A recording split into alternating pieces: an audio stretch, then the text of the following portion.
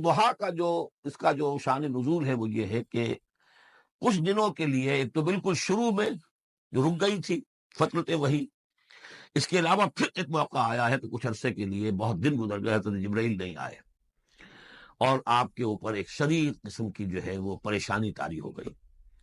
कुछ लोगों ने भी ताना देना शुरू कर दिया। कुछ अरसे से मोहम्मद तुमने कोई नई वही नहीं सुनाई, क्या हुआ, तुम्हारा शैतान क्या चला गया बस अब?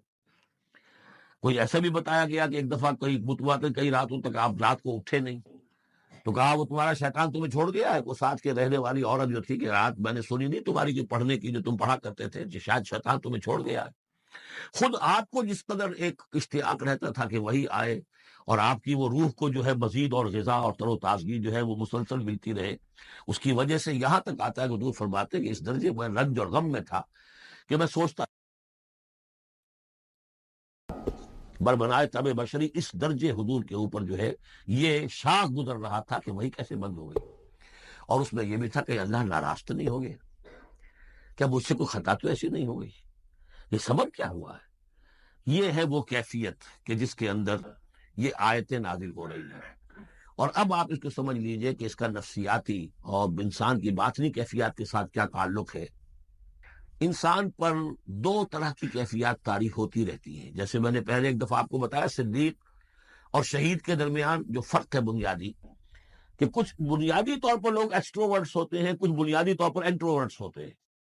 एक्सट्रोवर्ट्स खेल कूद भाग दौड़, लोगों से मिलना जुलना, गुफ्तगू है, इसे धक्का दे दिया उससे मजाक कर लिया, इसी में वो खुश रहते, बड़े मगन रहते। तन्हाई उन्हें काट खाने को दौड़ती है। और एक इंट्रोवर्ट्स होते हैं कि वो मजलिस वगैरह को नहीं होता, अपने तन्हाई में कहीं बैठे हैं, गौर फिक्र कर रहे हैं, सोच विचार कर रहे हैं, उन्हें वो मजलिस से ज्यादा अपना गोशा तन्हाई जो है वो ज्यादा अजीज होता है। तो ये दो मिजाज अल्लाह ने बनाए हैं। इसी तरह हर इंसान के ऊपर ऑल्टरनेटली कुछ कैफियत आती हैं जिसको हम कहते हैं मेरा मूड ऑफ है। एक तरह का कब्ज सा हो जाता है तबीयत में बंदिश सी होती है। किसी वक्त उसी शख्स के अंदर फिर इंशरासा हो जाता है, फिर हंसने बोलने को जी चाहता है, गुफ्तगू करने को जी चाहता है। तो ये कैफियत जब इंसान की रूहानी जिंदगी से मुताल्लिक हो जाए तो इसको फिर सूफिया ने नाम दिया कब्ज और बस्ट। कभी तबीयत में इंशराह है, इंबिसात है, तबीयत जो है वो आमादा है, हर चीज में रोशनी का पहलू आदमी देख रहा है। हर चीज के अंदर आपको मालूम है एक तारीक रुख भी होता है किसी मामले का और रोशन रुख भी होता है। उस वक्त इंसान रोशन रुख को देखता है। और एक वक्त में आता है कि तबीयत में बंदिश सी लग गई है, जैसे अंदर कोई कोई पकड़ लिया किसी ने। अब तबीयत जो है वो भी अपने अंदर वो इनकबाज महसूस कर रही है और फिर आदमी पैसिमिस्टिक हो जाता है, नाउमीद सा होता है, फिर उसे हर मामले का तारीख पहलू ज्यादा नजर आने लगता है। तो ये कब्ज और बस्त की कैफियत हैं। जब कभी कब्ज की कैफियत हो, काजी सनाउल्लाह पानीपती रहमतुल्लाह अलैह ने तफसीर मज़हरी में लिखा है कि कब्ज की कैफियत में इस सूरत का पढ़ना तिरयाक है।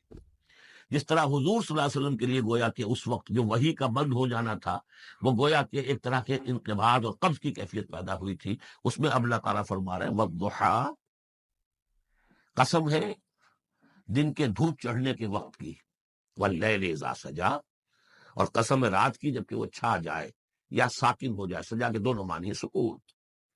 अब देखिए इन दोनों को क्यों लाए, इसलिए कि सुबह है, हरकत है, बरकत है, चलना है, दौड़ना है, हर शख्स जा रहा है, इधर जा रहा है, उधर जा रहा है।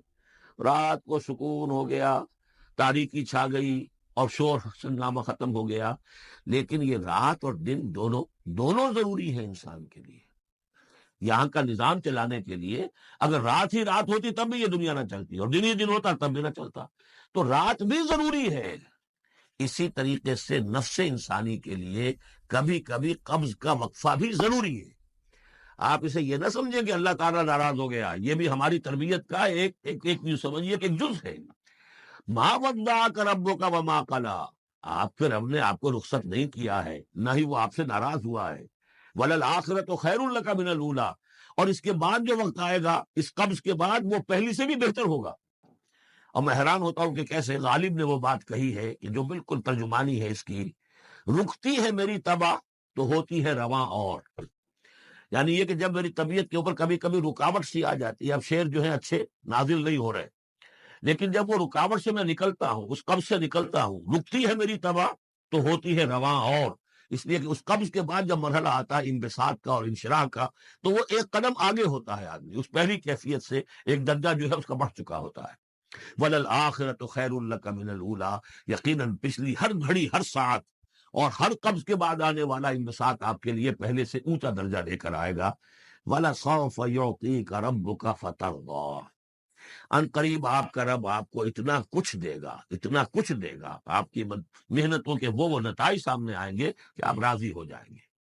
اب دیکھیے پچھلی صورت ختم ہوئی تھی وَلَسَوْفَ يَرْضَىٰ، یہاں ہے وَلَسَوْفَ يُعْطِيكَ رَبُّكَ فَتَرْضَىٰ، صرف ضمیر کا فرق ہے، کیونکہ صدیق پر وہی نہیں آتی، براہ راست خطاب نہیں کیا جا سکتا، وہاں وہ صیغہ جو ہے وہ غائب کا ہے، وَلَسَوْفَ يَرْضَىٰ، اور چونکہ نبی وہ ہے جس پر وہی آ رہی ہے، براہ راست مخاطب ہے، تو وَلَسَوْفَ يُعْطِيكَ رَبُّكَ فَتَرْضَىٰ، آپ کا رب اتنا کچھ دے گا کہ آپ راضی ہو جائیں گے۔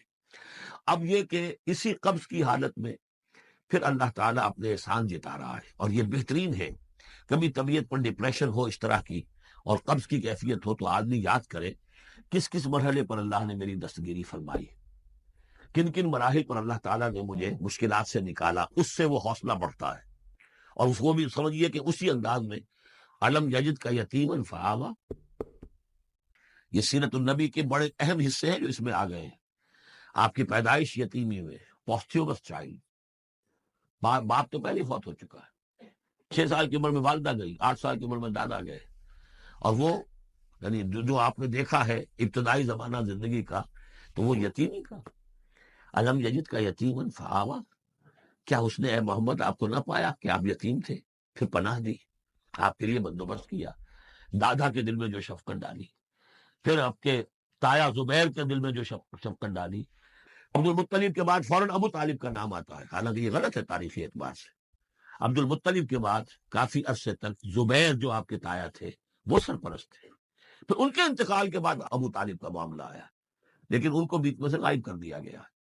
بہرحال اللہ تعالیٰ جو بھی کسی کے دل میں ڈالتا ہے، آخر ابو طالب کے دل میں محبت ڈالی تو کس نے ڈالی؟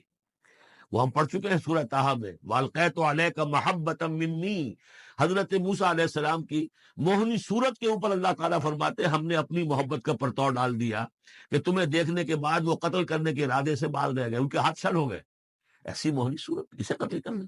وَأَلْقَيْتُ عَلَيْكَ مَحَبَّةً مِّنِّي وَلِتُصْنَعَ عَلَىٰ عَيْنِي، یہ ہوا ہے۔